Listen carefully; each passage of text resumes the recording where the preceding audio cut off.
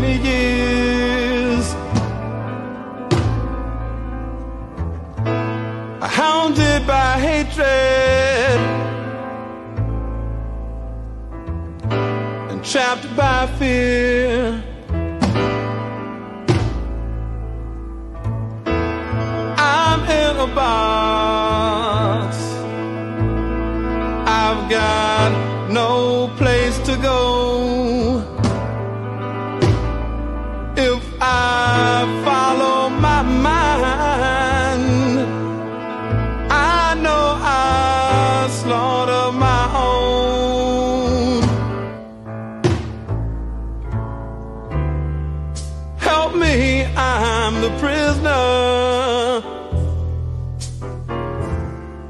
Won't you hear my plea? I need somebody, yeah, to listen to me. I beg you, brothers and sisters, I'm counting on you, yeah.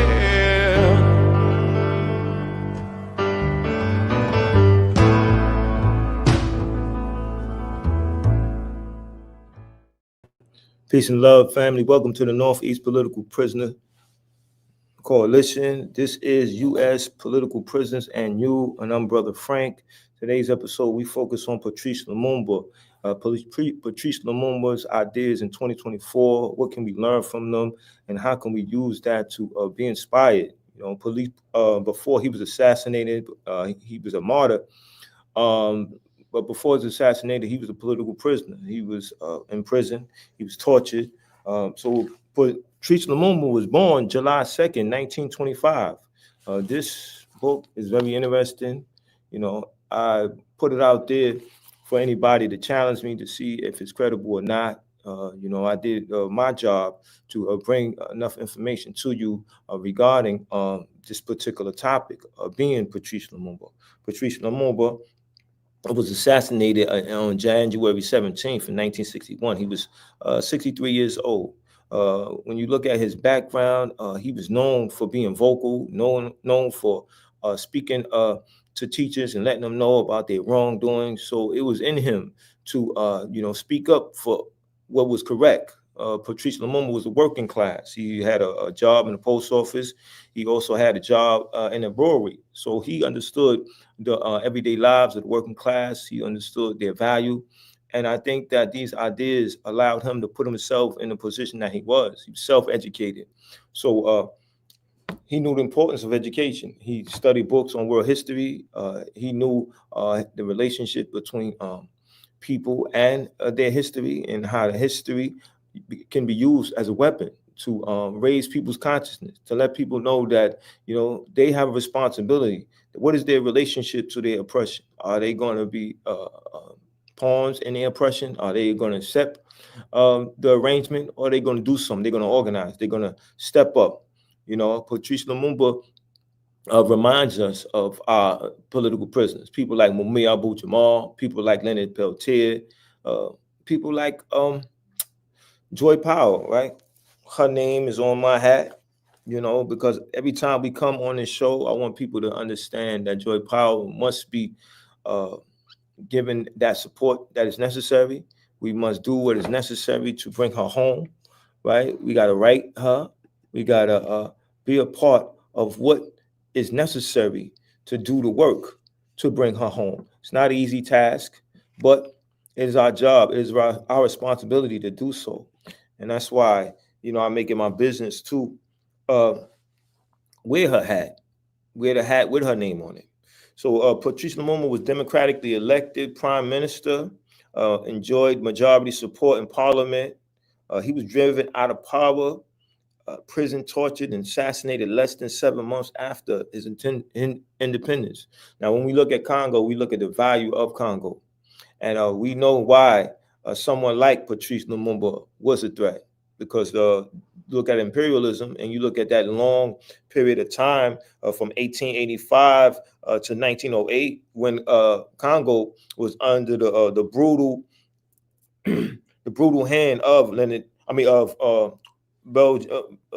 King Belgium's King Leopold, right? And we know about those horrific deeds that were done to the Congolese people.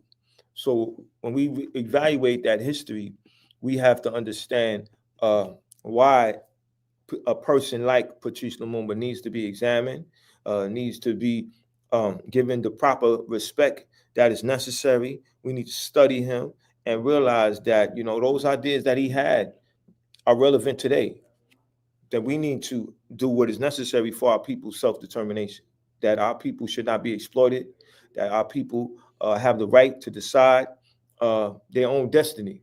So we have that responsibility when we know something. When we know something, we have to do something. We have to do the work that is necessary. In examining Patrice's life, for 12 years, he had a career in the Belgian colonial administration. That was from 1944 to 1956, before going briefly into business and finally devoting his life to struggle for the independence of the Congo. So when we examine his life and what he was a part of, we see that somebody that was in a position to continue to develop, to have various positions, to make a different examination of what was going on, and to decide that he was going to take a position. What I got out of studying Patrice Lumumba is that he did not run away from leadership. He accepted that role, that responsibility. Some people are afraid to accept leadership because it comes with criticism, right? You might get some of the praise. You definitely going to get all of the blame. But Patrice Lumumba knew that that was going to be a part of the job, and he didn't run from it. And I think that makes him someone that we need to refer to when we are fighting for our self-determination, fighting to protect it. Our right to control our own destiny, our right to decide, what's best for us and what's not. And that's the same position that our political prisoners take. Our political prisoners are on the front line. And they're on the front line each and every day of their lives, regardless of where they're at. You see me often with a book about Mumia Bujamal and books that he have written, because I want you to know that, while Mumia sits in prison, he is not being depressed because of his current situation. He knows that there's still work to be done. And that is the importance of learning our history. Right. And I say our history because if it happened in the United States of America, or if it happened into the motherland, Mother Africa, it's still our history, people of African descent. And we have to examine our history wherever it takes place, activities wherever they take place. And we got to decide, how do we relate to that? What are we going to do? Are we going to be a part of the problem or part of the solution? And we got a number of resources to keep us on that path of coming up with ideas, of deciding what we're going to do as it relates to our political prisoners. What would a person like Lumumba do? Patrice Lumumba do?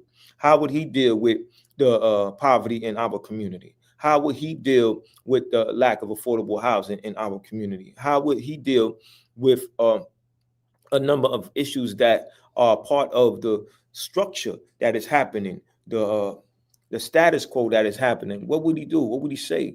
And that's when we have to study him. And that's why, whether it's 2024 or 2025, right, a person like Patrice Lumumba needs to be studied, needs to be examined. And that's why when I was reading a book, An American Family, and one of the brothers was named Lumumba Shakur because he was honoring Patrice Lumumba. And not only did he take Lumumba's name and use it as his own name, he was fighting for our self-determination. He was organizing, he was getting busy, he was very active. So he just wasn't using that name as this is who I am, and to act like he had some level of consciousness. He knew the seriousness of that, and he did not want to let a person like Lumumba down, because he knew the sacrifices that Patrice Lumumba made. So if you're viewing for the first time, please share, hit the like button, donate to the campaign to free U.S. held political prisoners. You could donate to at my Cash App at Sefu Sankofa, SEFUSANKOFA. That's at Cash App.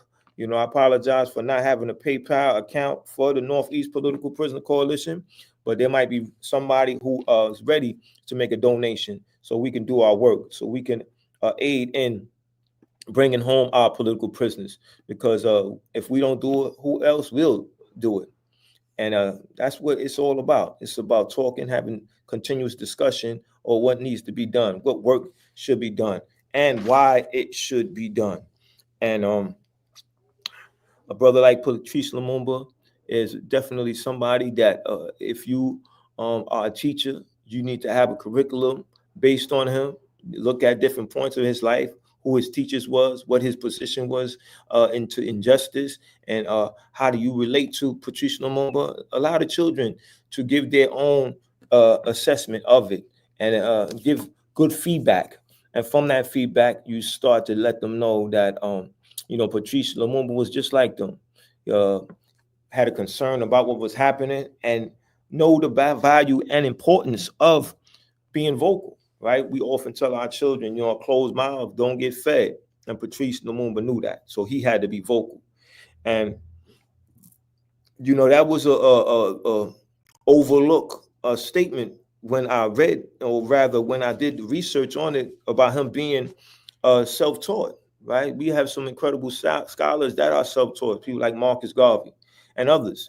And I think that needs to be understood in terms of how you look at somebody. If he have the ability to learn and the ability to teach and ability to lead, then that person or those people need to be looked upon as somebody who's worthy of leading a people or organizing a people. Because to be the best leader, you have to have that ability to organize people, to know who is good at what and who is not, who's putting us in a position to move forward, and who is going to be a deterrent. And in that individual, or those individuals are deterrents, then those individuals need to be dealt with accordingly, because it's always about doing what needs to be done for our people and getting the word out to advance our people. How do we do it? What must be done? Study must be done, right? We have to be very serious about our study. And that's why I made it my business to go to the library. Some people look at you funny when you're talking about going to the library, as if that's something that we should ignore and do, because we have our cell phones. Our cell phones, yes, they can be beneficial, but if we don't have that discipline, then it can be a distraction. I think that with Patrice Lumumba, his discipline came from him being respected, him being very serious about his study. Attention was on him because he's standing out, right? You're speaking. Now, if you speaking often on issues, people are going to come with you with more issues. And just from me studying Patrice Lumumba and researching Patrice Lumumba, I can tell you that he was solution-based. He said, I'm not going to be, I didn't hear him say this, but I can examine from what I did read, is that his position was like, I'm not going to complain about the problem. I'm going to organize to solve them, to come up with solutions. Because engaging in conversation that leads to no solutions is just entertainment. It's a waste of time. And, we need to be serious about our time, how we invest it. We got to invest it wisely. We got to think about the future. Patrice Lumumba obviously was thinking about the future. He knew the history of the exploitation. He knew the history of the oppression that was going on in the Congo. And he knew the riches of the Congo, the resources. And when we talk about Patrice Lumumba, we got to talk about Che Guevara, because that was one of the reasons why Che Guevara was in the Congo, because of the assassination of Patrice Lumumba. And that was one of the reasons that Malcolm X had made the statement about chicken coming home to roost, because of the assassination of Patrice Lumumba. Patrice Lumumba was loved, and other people were advocates of justice. They didn't want to stand on the sideline and watch this happen. They knew that they had to definitely continue to move forward and do what was necessary. The brother said, can you speak about Patrice's position in the government at the time before the coup, and just a hierarchy of the government in the Congo at the time? Well, from my studies, he was prime minister and of the Congo. He's had the majority of support of the Congolese people, and he was assassinated about 7 months after his position. That's what I know at this particular time. But, as I continue to do this work, it's about us exchanging ideas. It's about us going back and forth. It's about us getting better with understanding what's going on and what's happening. This way we can have better dialogue and continue to put out stronger and better material, because that's exactly what the conversations is about. The conversations must lead to action, because the objective of the platform, the Northeast Political Prisoner Coalition platform, is to inspire people to take up the cause for freeing our political prisoners, bringing them home. That must be a collective effort. That must be something that we take up seriously. Patrice Lumumba at one point was a political prisoner until his assassination. And we got to realize that we have political prisoners that we need to advocate for, and we need to do that together. They need not be ignored. So right now, I'm just giving you my contact, my information, because if you're interested in being a part of the work to free U.S. held political prisoners, please contact me. We need your support. If you're a writer, write articles on political prisoners. If you're an artist, do artwork on political prisoners. If you're a designer of clothes, do clothes that reflect political prisoners. You see this shirt right here? This is the cover of Veronza Bauer's album, an incredible album by an incredible person, a person who is a humanitarian, who is advocating for the advancement of humanity, right? He's dealing with the need to address our mental health, to take the cause of addressing that. He does so seriously. So that is an idea that we need to take up, freeing our political prisoners, and we need to do so seriously. And that's why, I'm making my business to be on the air every Wednesday from the hours of 1 to 1:30. So please please share. Let's build together. Let's make each other better, make me better. This is why I present my contact information, because if you had a question that I did not answer in detail, please text me. I'll give you a better answer, a more elaborate answer, and we could take it from there. We could exchange dialogue so we can make each other sharper. But one thing that I want you to know is that, when this information is put out, this information has to lead to some organized action, right? Because, everybody can do what they choose to do with their time. Obviously, we have a free will, but you need to think about, who are you going to help when you're inactive, and be active. And this is why there are a number of campaigns out here. We have a clemency campaign for Joy Power. You go to freejoypower.com, and like I gave you my phone number, if you want to do some other work or know more, please take my number and give me a text, and let's talk about what your talents are and what you're willing to do. Imam Jamil Al-Amin, this is the website to deal with his campaign, because when we talk about Patrice Lumumba, we need to talk about Imam Jamil Al-Amin. Those are people who stood on the front line, who accepted leadership, who just did not examine their situation as something that they just wanted to sympathy of other people and feel sorry for themselves. They were serious about doing their work, organizing, and they did what needed to be done. So Imam Jamil Al-Amin, Mumia Abu Jamal, Joy Power, just like Patrice Lumumba, they were very serious about their work, about the need to do their work. And every time we come on this podcast, we have to continue to go to the definition of a political prisoner.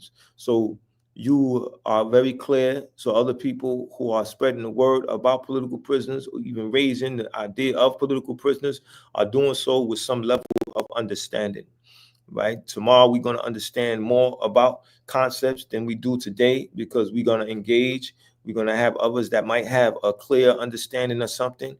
And, and that dialogue is going to allow us to be more sharper in what we are talking about. So let's get to this idea of political prisoner. The political prisoner, and one who has made and who acts on a conscious political decision to change the present state of property relations. This is a concept that Patrice Lumumba understood. His history, or his experience as a worker, allowed him to understand the relationship between the employer and the employee, and the role of the working class, the proletariat. So he understood their value, and he understood that he had to fight oppression, he had to fight imperialism from where he was, and be the example of for all Africa, and even those of African descent and elsewhere, to let them know that they too could stand up for their people. And in fact, they should. They had the responsibility to do, because they were conscious. And if it wasn't them, then who? And he sacrificed much for that. He lost his life because of his position. But we have to show bravery at that point, right, of consciousness, because our children need to know that we are the example of what we want them to be, right? Because our children, they want a better world, and we want that better world for them, And although a child is innocent, they do not feel joy of people when they see people suffering. They want some clear answers, and we are the source of their clarity. And we got to do our best job. We got to let them know that we're going to be out there for them, because we love them, because that is the sharpest and the strongest expression of love. It's actually to do the work, to get busy. But as I was studying and doing my research, I'm looking at Belgium actually apologized for the role in the assassination of Patrice Lumumba. They apologized, according to my research, in 2002. Just think about that. I mean, you're going to apologize for your role in someone's assassination. And I don't think that's enough. You got to make reparations. You got to give the people as much as they ask for when it comes to that, because they lost somebody because of your involvement who would advance their people even further. But one thing about those who are their oppressors, they always follow that same pattern of killing somebody who's loved by the people. And the thing that happens is that now you give the person more validity, right? People are saying he must have been telling the truth because he got killed. He was assassinated. And those who knew him are going to talk about their experience with him, what he stood for, and their personal experiences in terms of having conversations with him, and how he was able to steer them in the direction of taking responsibility for what was going to happen to their people if they did not. And that means that if there is an imperialistic force that's operating in your country, you had the responsibility to deal with it. And that's exactly what Patrice Lumumba did. He dealt with it. He took the position that he was going to take leadership, and he led in a way that it was about the people, and the people first, and their interest was going to be secured by a strong group of people that understood to do that is to undermine their development. So as I was saying about Che Guevara going to the Congo because of what happened to Patrice Lumumba, and also Malcolm X for speaking what he spoke when he talked about chickens coming home to roost because of the assassination of Patrice Lumumba. What is our position when we talk about political prisoners? We know that they're there because of us. Are we writing to them? Are we part of an organization to do the work to free them? This is a serious question, because we have to give them validity. And the only way that's done is through our work, because theory without practice is just entertainment. It's nothing. It's dead. We have to be very serious about our ideas, and we have to organize around our ideas. That means that if you have access to a community center, you should be talking about people like Patrice Lumumba. There should be posters in that community center of Patrice Lumumba. So when a child comes to the community center, they say, "Who's that?" And you say, "That's Patrice Lumumba. He was Prime Minister of Congo." And Congo is an area in Africa, Central Africa, that has rich resources. And for a number of years, those outside of Africa, Belgium, those foreigners, they were dealing with them any which way they chose to. And Patrice Lumumba knew about that arrangement. He knew about that history. And when he had the opportunity to be in leadership, to be involved in the government, he did so. This is the conversations that we have to have with the children, because as we wake up the children, we secure our future. We start directing the children in the area where they need to be, which is conscious participants in the everyday affairs of their community, of their nation, and beyond.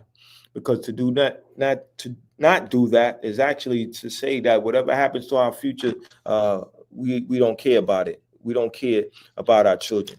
We're willing to let those who are in a position of power control our very destiny. So the example of Patrice Lumumba must be emulated in our everyday lives. We have the responsibility to do that, because if we don't do it, then now we have to deal with more of what we have a problem with, which is the lack of affordable housing, which is the fact that we don't have jobs in our community, which is we have enough guns in our community, way too many guns in our community, serving the purpose of who? And who put them there and why? And if we have a problem with that, what are we doing? What actions are we taking up? This is a question that we have to ask. And we have to organize around some serious ideas.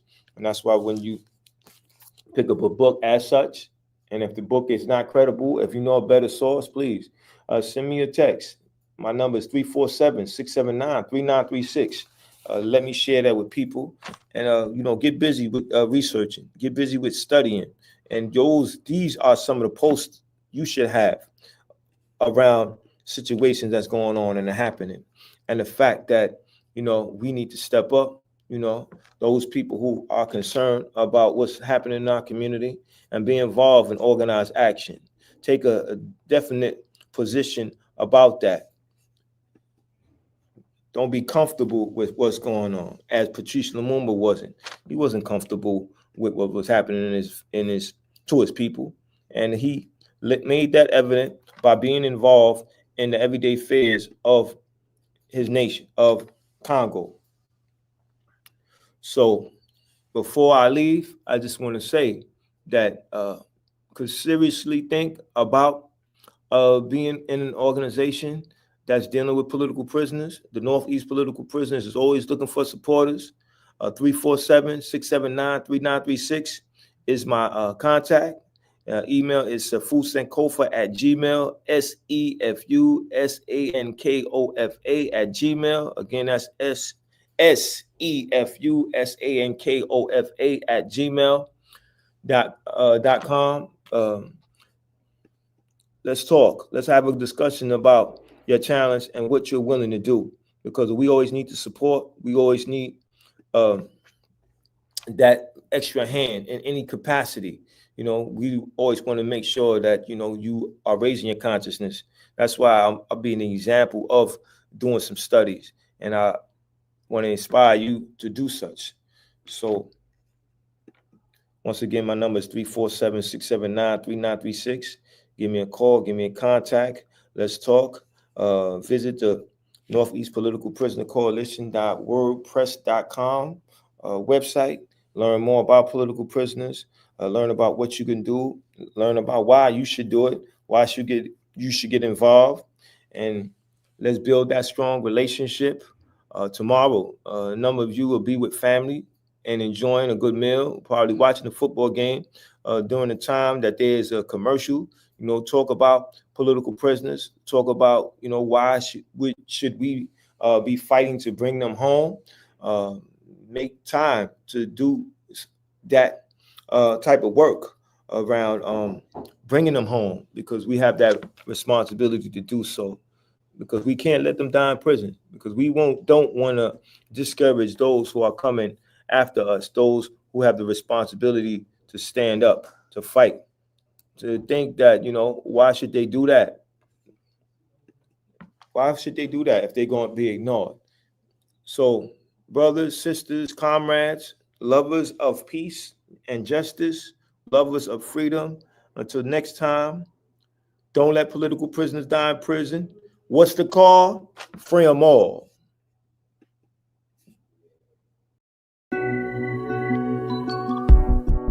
Sometimes the riot is a quiet one. Well, the battle is to love yourself and function in society where voices of reason are muted by anxiety, like gaining notoriety is selling your soul. So we tend to go no deeper than the shallow water level, trying to keep us overhead in the face of all the slurs and the stares, mentally frozen, paralyzed by fear of failure and success. So we lock, stock, barrel, running while it's crumbling. All these towers and they're babbling, but the baby's in the bath and the stash under the bed on my head, spinning from the circles and the puppets and the strings that they pull. Then we move. Reactionary warfare never produces when it's on the field. Feeble and foolish, what tools and what weapons are we using? We need some new ones. Real revolution, it's real solutions. Well, we've taken on the ways of the ones who conquer with their guns and religion and division. Got my inner me looking like my enemy. Real revolution, where my inner me really a mirror for the galaxy. New time, brand new paradigms, new contracts to sign. They thought that this would all be televised, though it's happening right before our very eyes. It's on the inside, with their guns cocked.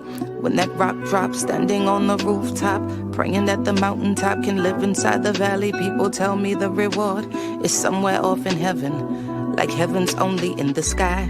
Like chariots are swinging, like God is something separate from yourself, from your wealth, from your lover, from your neighbor. Oh, your savior is coming in your own name, coming with the face the same. Real revolution, it's real solutions, where we've taken on the ways of the ones who conquer with their guns and religion and division. Got my inner me looking like my enemy. Real revolution,